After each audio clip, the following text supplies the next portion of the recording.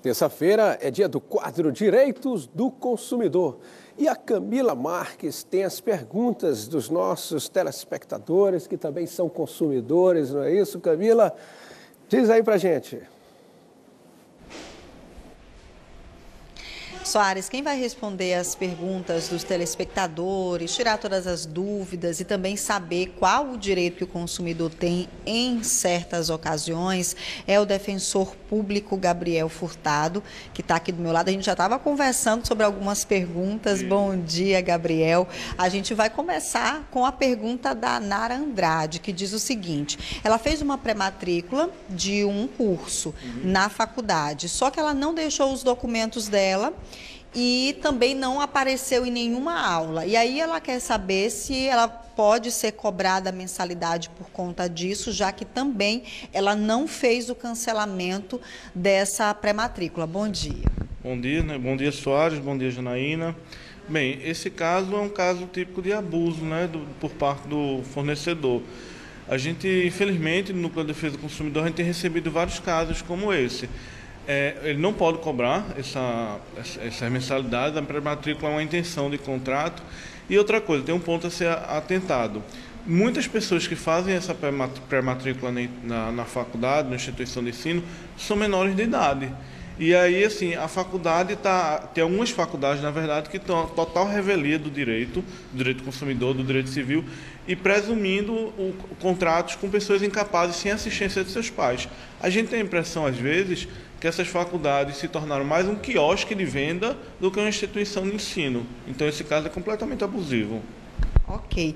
A Amanda Silva, ela diz o seguinte: quais os dados eu preciso ter para processar a empresa por problemas na relação de consumo? Ela diz que comprou na internet. Isso é aquela pergunta interessante que vai levando a várias outras. Como é que faz nessa situação? Bem, como a gente estava conversando, a pergunta é interessante porque ela remete a um assunto maior, né? Bem, para processar a empresa, o Código de Processo Civil exige alguns dados mínimos, como o endereço, nesse caso, provavelmente endereço eletrônico, e às vezes complica, porque o consumidor ele não se resguarda. Então, mais importante que você saber o que precisa para processar é você se resguardar na hora de uma compra eletrônica. Por exemplo, saber a reputação da empresa, saber se ela tem muitas vendas, se não tem, se tem alguma reclamação em sites como Reclame Aqui, em sites como consumidor.gov. Isso é muito mais importante. Depois que o dano está feito, às vezes essa empresa é locada em outro estado, às vezes no sul do país, algumas vezes até em outros países. Então fica muito difícil você correr atrás, mas é possível. Você tem que pegar dados como o CNPJ, é muito importante, o endereço da empresa, porque ela vai ter um endereço físico, e dados como se fosse uma pessoa comum, como localizar essa empresa. Agora, muita gente se preocupa, às vezes, só com o preço que vê na internet, acaba não vendo dados importantes, principalmente pessoas que já têm um pouquinho mais de idade. A gente estava falando aqui, Soares e Janaína, que as pessoas mais jovens são um pouquinho mais observadoras em relação a esses detalhes. Os mais velhos têm um pouquinho mais de dificuldade. E aí, se esse comprador for uma pessoa mais velha, como é que faz? É bom ter alguém do lado, mais jovem? Olha, a gente estimula cada vez mais a independência dos idosos, né? É claro que uma ajuda é sempre bem-vinda. Contudo, o idoso ele também precisa ter sua independência, ele precisa aprender a se incluir no mundo digital, é bom para ele. E aí, os cuidados que o idoso tem que ter são os mesmos do jovem, né, ou do adulto, etc. Mas você tocou num ponto interessante. Realmente, a gente vê muitas fraudes envolvendo idosos, seja em empréstimos consignados, por exemplo, seja em compras pela internet. Então, a pessoa tem uma dúvida, não ainda está familiarizado com aquele ambiente, pede uma ajuda. E o mais importante, vou repetir, o mais importante de tudo, verificar a reputação da empresa.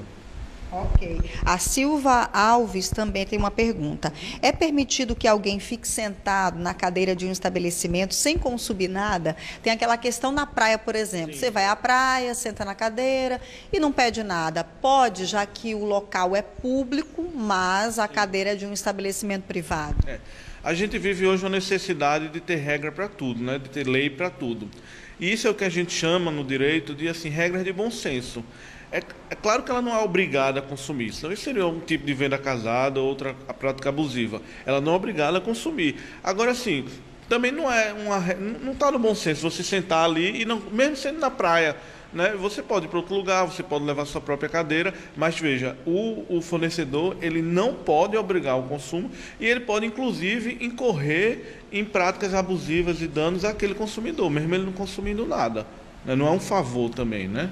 Então é bom usar o bom senso. Se sentou, é bom consumir. Né? É bom usar o bom senso, né? Às vezes a pessoa quer ir para brigar, até porque isso remete àquela situação que o consumidor sempre acha que tem razão e sempre acha que tudo dá dano moral. E não é bem assim, né? A gente tem regras de bom senso, né? Isso tem um outro questionamento, como, por exemplo, aquela situação do cinema, né?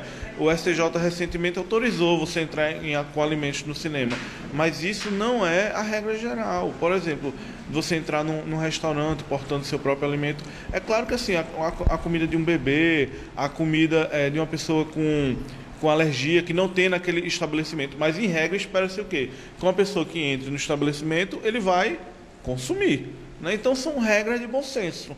Ok. A Graziele Araújo diz o seguinte: a dívida pode ser contestada antes da busca e apreensão do produto? Como é que fica nessa situação? Certo. Eu acredito que ela falou aí de veículos, né? Que são uma situação muito comum. É claro que qualquer bem móvel pode ser alvo de uma busca e apreensão, mas eu acredito que ela tenha falado em um veículo.